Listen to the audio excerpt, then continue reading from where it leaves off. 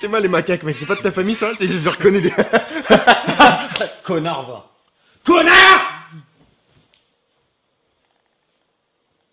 Le racisme, c'est tabou. Il y a d'abord ces personnes qui vont avoir une réaction spécialement raciste quand ils vont apprendre que tu viens d'un certain pays. Pour moi, c'est vraiment une vraie fierté de venir de Colombie et du Brésil en même temps, juste pour... En même temps, la Colombie, la drogue, les armes, la corruption... Mais vu que t'es brésilien, du coup ta mère c'est vraiment ta mère ou bien... Ou alors c'est ton père en même temps. Bon, après, c'est vrai que quand on parle des Asiatiques, il y a toujours une tonne d'idées reçues qui nous viennent en tête. On n'est pas tous forts en arts martiaux, la putain de tasse. On n'a pas tous des petites bites, ça c'est un putain de cliché. Normal! Et parmi eux, deux principaux. Le premier qui sous-entendrait que ton odeur brute dépasse les limites du réel et se rapprocherait éventuellement des senteurs épicées du marché de Yaoundé. Et la deuxième qui dirait que tu n'es peut-être pas encore complètement descendu du singe. Alors c'est vrai que... Non. C'est des conneries ça. Oui, non. Il ne faut pas écouter ça. Parce que je suis très mécontent. Il faut pas écouter ça. Je sais, Patrick. Je te garantis. J'ai compris, je sais. Je sais. Mais étant donné que je suis métisse, donc à moitié noir, logiquement, moi aussi je devrais avoir une tête de singe. Ce qui n'est bien sûr pas vrai du tout. Qu'est-ce que c'est que cette mascarade? On a par exemple en premier le mec qui, après avoir dit un truc super raciste, cherche une issue mais n'arrive pas à s'en sortir et au contraire s'enfonce de plus en plus. C'est vrai que tu sens très fort, hein. Mais bon, je dis pas ça parce que t'es noir. Hein. C'est vrai que t'as une urine super dilatée. Hein. Mais bon, je dis pas ça parce que t'es noir. Enfin, ce qui paraît, t'as un sexe gigantesque. Mais bon, je dis pas...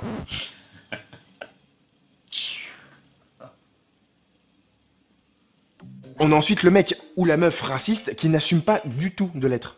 T'es parti à la soirée de mon cousin hier? C'est bon, les odeurs de transpi, non merci quoi. C'est clair, et puis moi je me suis fait voler plein de trucs la semaine dernière, c'est bon quoi.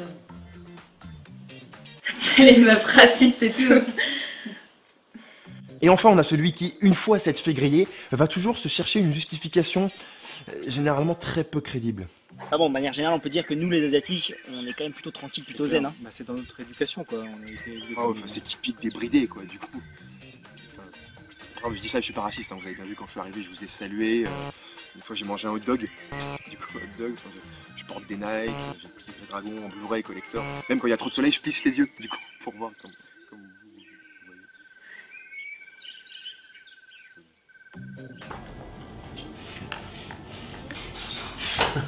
Oh, putain, mais pourquoi je l'ai amené ici, ce connard? Il me casse les couilles avec sa grosse tête, ce fils de... Mec, tu veux finir mon riz parce que là, franchement, j'en peux plus. Ok, tu me proposes de finir ton riz parce que je suis chinois. Est-ce que moi, je te dis de taper sur la noix de coco avec tes baguettes? C'est un négro, va. Le seul problème, c'est que je suis souvent tombé sur des profs racistes qui avaient beaucoup d'idées reçues complètement connes. Beaucoup trop, même. Écoutez Jérémy, je sais que c'est pas facile, hein. Déjà vous avez dû changer de prénom sûrement en arrivant en France. Je sais bien que c'est pas facile de manger du méchoui tous les jours. Je sais que c'est pas facile de dormir à 12 dans une chambre. Je sais que c'est pas facile d'alterner entre la maison et la garde à vue. Et je sais que c'est pas facile d'avoir 6 grands frères tous en prison pour vol à main armée. Ouais. Autant d'insultes qui peuvent paraître racistes, mais en réalité, tout dépend de la bouche de laquelle elles sortent. Si, mon négro. Ouh, le son est bon, enfoiré de bamboula. Et pour finir, s'il y a bien deux choses qui m'énervent plus que tout, c'est d'une part ces gens qui, quand tu leur dis que tu viens d'un pays exotique, vont vouloir imiter l'accent en question. Et toi alors Jérémy, t'es de quelle origine? De Martinique, ouais. Ah la Martinique là, ah oui, oncle Benz, oui, les mangues, les noix de coco, ah Attends, oui. attends. Ta gueule. Simplement. Totalement, extrêmement. Ta gueule. Je sais pas vous, mais moi je me suis jamais battu de ma vie. Bon, en soi c'est pas grave, j'en ai pas honte, mais ça peut éventuellement poser problème quand je me mets à discuter avec un mec qui lui a l'habitude de se battre tout le temps. Est-ce que je me retrouve dans une situation qui fait que je dois rapidement improviser? Là je lui ai mis une steak, coup de front, une steak, patate dans sa gorge, une steak. Et là je lui ai mis une de ses patates mon frère. Et toi c'est qui le dernier mec que t'as défoncé? Moi? Improvise, improvise, improvise, improvise. C'était ton daron. Merde. S'il y a bien un truc que nous les mecs on connaît et qui nous énerve tous, c'est quand nos meufs cherchent la merde avec d'autres mecs. Et croyez-moi, c'est tellement répandu, je comptais pas en parler. Et jusqu'à ce que ça m'arrive. Attends, mais j'hallucine, t'as vu comment il me regarde lui là? Attends, mais. Eh toi là, avec ta maxi tête, ton triple bide et ton sexe d'enfant là, ouais, viens voir. Ouais, c'est à toi que je parle, gros porc. Tiens, chérie, il arrive, dépense-le. Attends, mais tu crois que j'ai peur de toi? Tu crois vraiment que j'ai peur de toi? Tu crois que. Concernant la bagarre, mon père m'a toujours dit que te battre ça va te donner le swag de la baston qui va te kicker la bouffe, te briser les bœufs, te faire crash tes dents, mais tu vas devenir un bonhomme et pêcher des meufs qui vont kiffer ton swag de bad boy et qui... Non, mon père m'a jamais dit ça. Il m'a toujours dit mon fils, Quand tu te battras contre un homme, quelle que soit sa taille, quelle que soit sa force, frappe-le aussi fort que possible. Et s'il se relève, fuis, la tête au homme, fuis, barre-toi, cours pour ta vie, mon sauce. Mais malgré tous ces conseils, j'espère quand même que la première fois que je vais me battre, ça va se passer comme ça.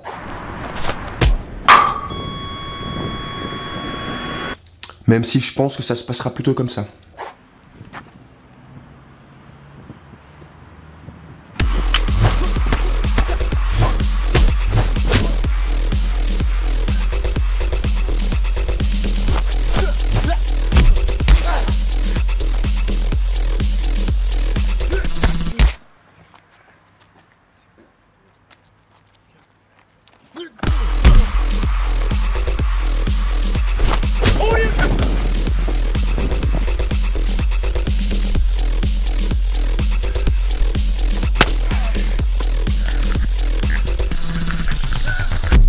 Au passage, en parlant d'entraînement, je sais pas contre quel type de mec j'aurais plus peur de me battre.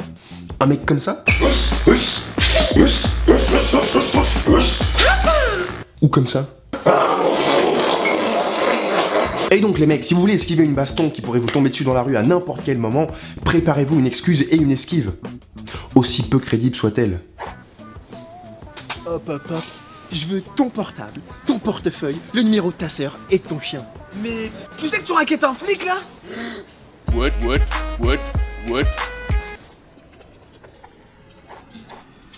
Et pour finir, il y a un truc que j'aimerais bien qu'on m'explique, c'est ces mecs qui, juste avant de se battre avec toi, sûrement pour t'impressionner, vont te dire « Hé, nique ta mère !» Pourquoi je ferais ça à ma maman? Enfin, je veux dire, si tu m'en veux, tu m'insultes, d'accord, y a pas de problème. Mais pourquoi maman? Enfin, je veux dire, tu crois vraiment que ça va se passer comme ça? Et toi là-bas, là, avec ta grosse tête, là, nique bien ta mère. Oui, maman, ça va? Oui, je te dérange pas? Non, ça va, oui. Dis-moi, qu'est-ce que t'as prévu cet après-midi? Pourtant, croyez-moi, hein, j'ai cherché la merde dans ma vie. Ah non, les bonobos, c'est pour qui la banane? Hein?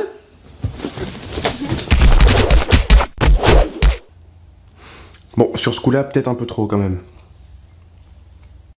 Eh mec, tu voulais pas une Xbox One pour Noël?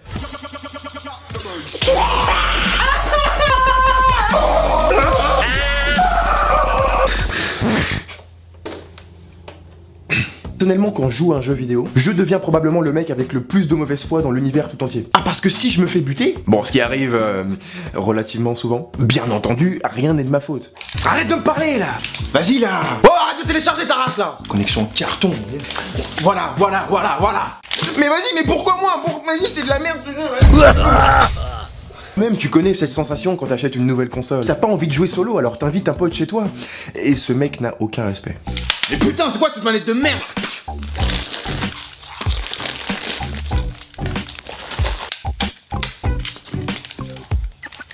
Putain, c'est quoi cette manette pétée là?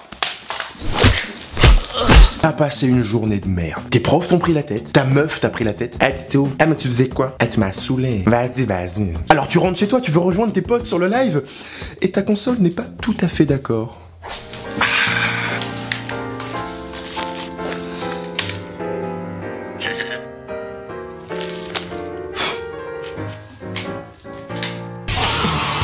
Et pour ma part, le premier réflexe que j'avais, c'était d'aller voir sur les forums comment enlever les rayures. Moi, comme un connard, pour les enlever, j'ai tout essayé. De l'eau, du savon, du dentifrice. Mais bon, au final... Pas vous, mais moi, si je devais choisir un type de personne avec lequel je déteste jouer, c'est ces mecs qui connaissent tout sur tout, tout le temps. Il y a un fauteuil là-bas, ici, là-bas, ici. Attends, je te montre. Non mais attends. Oh, tu joues à Minecraft? Non, parce que tu sais qu'avec appbounty.net, en testant des applications gratuites sur ton iPhone, tu peux gagner des serveurs Minecraft, des cartes cadeaux iTunes, Amazon, Steam... Mais tais-toi! J'en ai marre de toi, j'en ai marre! Tais-toi mon gars, tais-toi! J'avais pas fini. Mais s'il y a bien un truc qui me cassait les couilles, c'est ces mecs qui regardaient sur ton écran en multijoueur. T'as regardé là? Non. T'as regardé là? Non. Mais t'as regardé là? Non. Tes doigts. Non, Ouais. Enfin, dernier truc que je hais au plus profond de moi-même, c'est quand ton pote avec qui tu joues n'est pas du tout dans le jeu. Non, parce que dans cette situation, j'ai qu'une seule envie. Ouais, allô? Ouais, gros. Ouais. Tu veux décéder? Que je bute ta famille? Que je mange ton enfant? Que je te fasse l'amour dans les fesses, Patrick? Tu veux? Non? Alors pose ce téléphone. Soumission totale. Total. Finalement, j'ai toujours été mauvais au foot. Ah mais sérieusement, avec un ballon, j'étais flingué. À l'école, c'était dur d'être nul dans un sport, surtout au moment où il fallait faire les équipes. Abdel, Capucine, Sylvain, Jérémy, tu fais l'arbitre? Bon, moi je savais que j'étais une bite au foot. Et puis attention, pas la belle quéquette bien juteuse, hein, non, la vieille bite. Et vu que mes potes savaient que comme tous les mecs mauvais, j'allais dire « Les mecs, on fait des tirs !» Ils me respectaient pas.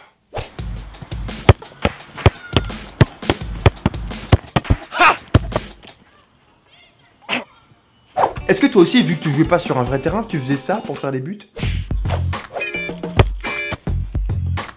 Poto! Je vous ai dit qu'ils me respectaient pas. Poto! D'ailleurs, si t'as encore des doutes, tu sais que t'es mauvais au foot quand tu te prends des petits ponts. Tu dis tout le temps Je suis démarqué! Mais tu l'es pas. Tes potes disent Ah mais Jérémy compte pas comme un joueur aussi. Tu dis tout le temps Je suis démarqué! Mais tu l'es toujours pas. Et tu marques. Contre ton camp. Je voudrais bien qu'on m'explique un truc. Gagner un match de foot, ça devrait être cool, un bon bail d'amour, de douceur et de tendresse. Alors pourquoi pour certains, c'est juste une occasion de foutre la merde? On est champion? Yes! On fait ça? Yes! Cocktail! Yes! Pourquoi les mecs au foot ils simulent tout le temps? Bien joué les mecs, hein.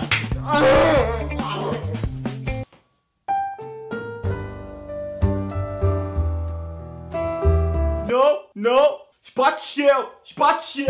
Ah parce que moi j'ai un pote sur le terrain, et il simule à chaque fois.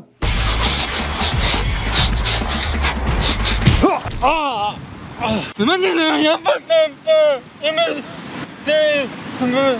T'as pas compris, il simule.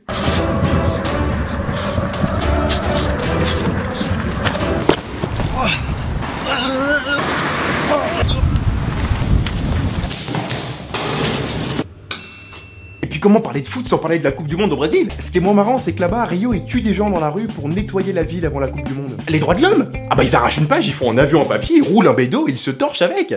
Bon les gars, c'est la Coupe du Monde dans une semaine, alors vous m'exécutez dans les rues, tous les SDF, tous les étrangers, tous les enfants bien sûr, et tous les homos. Des questions? C'est pas un peu illégal? D'autres questions? Je n'ai rien contre les supporters de foot, mais il y a juste un mec que je comprends pas, c'est le mec qui encourage son équipe, même quand elle joue pas. Ici, c'est Paris. Allez, bye. Allez, ouais. Ah oui, parce que selon moi, le premier rendez-vous avec une meuf, c'est sûrement un des trucs les plus angoissants dans la vie d'un mec. Non mais surtout que la meuf aime bien ne pas te rassurer du tout, juste avant de venir. Mon style de mec, c'est plutôt Zac Efron ou Channing Tatum. Mais meuf, t'as la tête de Brigitte Bardot sur le corps d'Arlette Chabot, fais le calcul, j'ai eu le miroir de ta salle de bain au téléphone, il est parti en dépression à force de voir ton faciès tous les matins. Bon, moi personnellement, je n'ai pas de problème, parce qu'avant un premier rendez-vous, je me rappelle toujours des petites phrases d'accroche avant d'y aller pour éviter de me liquéfier. Salut, Jérémy, enchanté. Tu es super mignonne. Est-ce que tu veux que je te paye un verre, que je te montre là où j'habite? Autant vous dire que le moment venu, une fois arrivé en face à face... Salut, la vache, t'es super mignonne. Tu veux que je te paye un verre, tu veux que je te montre ma bite? Et puis quelques semaines, c'est la rentrée, c'est la reprise des cours, c'est la reprise du rythme scolaire. Tout ça pour dire que tu n'as plus la même vie que pendant les vacances, où tu te levais à 13h du matin, tu sortais avec tes gars sûrs pour faire la bamboula, tu te trimballais à poil toute la journée. Je me trimballe à poil toute la journée. Mais t'as pas la tête à ça, t'as perdu toutes tes habitudes pendant les vacances, dont celle de mettre le réveil le matin. Et tu connais ce stress qui te fait faire n'importe quoi quand tu oublies de te réveiller avant d'aller en cours. Oui, oui mon ami, tu le connais.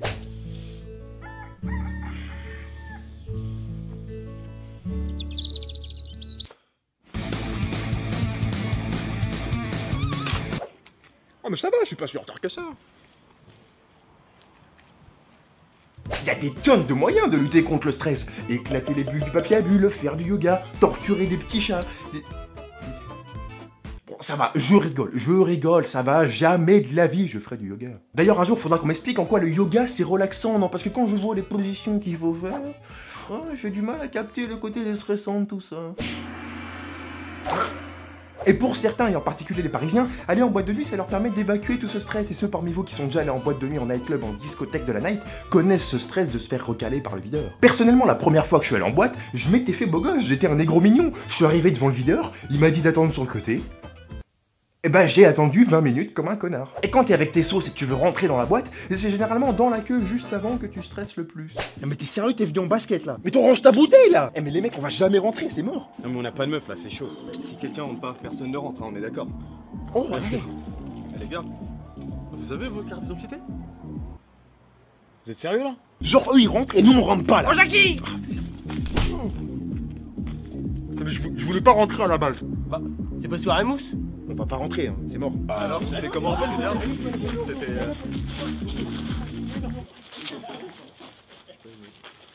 Faut savoir qu'un mec, quand il s'agit de meuf, va toujours vouloir faire le bonhomme plein de testostérone. Moi un canard. Vas-y, mais niquez-vous, vous êtes des ouf. Ouais, moi je baisse... Oui bébé, oui bébé, oui bien sûr, oui j'arrête de faire le tug bébé, oui je suis soumis, oh oui. Mais on a tous été stressés à l'idée de faire notre première nuit avec une meuf, surtout au moment où il fallait mettre le préservatif pour la première fois. Moi je mets pas de capote mec, ces trucs là c'est pour les grosses p***. Bah disons que c'est pas le truc le plus simple à enfiler dans le feu de l'action, voilà.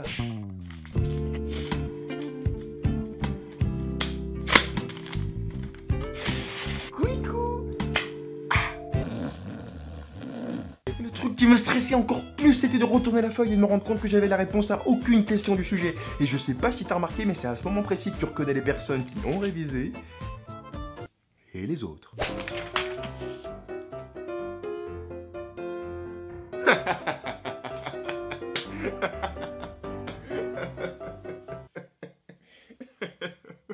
Bordel, qu'est-ce que ça me stresse quand quelqu'un assis juste à côté de moi regarde ce que je fais sur mon téléphone.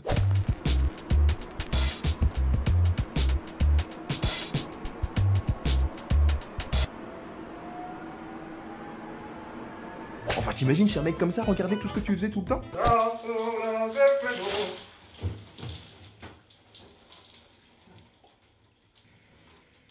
Sac à tub.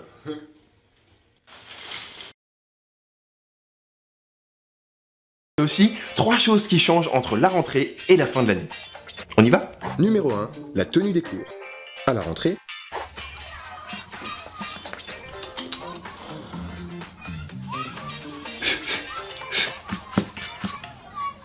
et le reste de l'année.